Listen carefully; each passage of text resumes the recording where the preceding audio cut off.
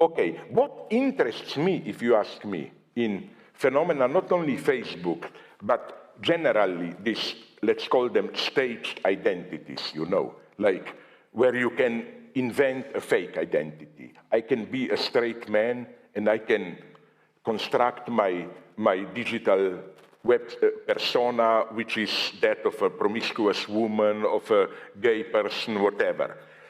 The thing, it's obvious what I will say. The thing that interests me is how there can be more truth in the mask that you adopt than in your real inner self. I always believe in masks. I never believed in emancipatory potential of this gesture, let's tear off the masks. Okay, let me give you keep the persona. Yeah, but why? Let me give you a simple example.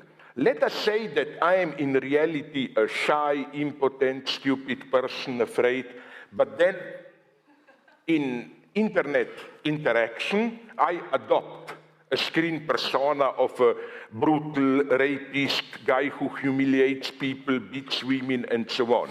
It's too easy to say, oh, I'm really a coward, but there I imagine to be a powerful macho.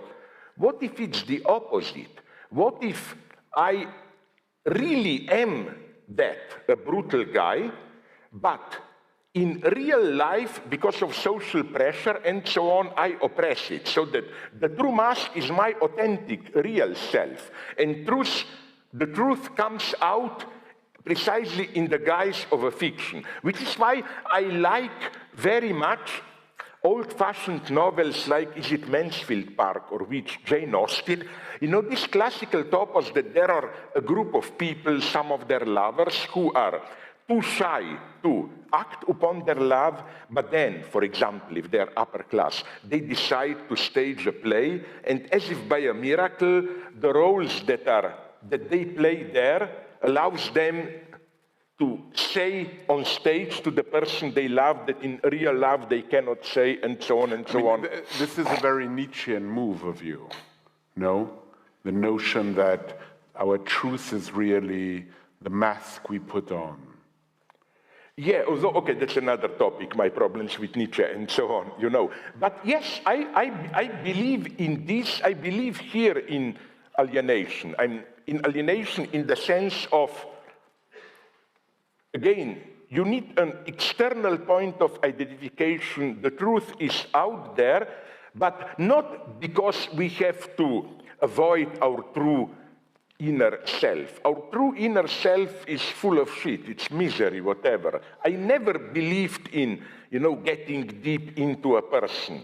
If I go deep into anyone, I discover shit. We are all filthy, egotists, whatever. It doesn't interest me. So approaching them in what way then to get to them? Again, what fascinates... Is that the wrong way of approaching? Yeah, because, when you say approaching, you presuppose that people themselves are what they are. I don't think people are persons in the sense of they have some inner truth. You're answering the other question about the person. In a way, yes, that people are not persons in the sense that there is some inner truth, their dreams, whatever, that makes the real core of a person. And I will give you an ultimate answer, which I hope will convince you now. I mean in an absolutely sincere way for a moment, if you can. Forget my tasteless jokes. Jonathan Little's Le Bienveillant, the novel. I think what he did there is precisely, in a way, making the point that I like, that,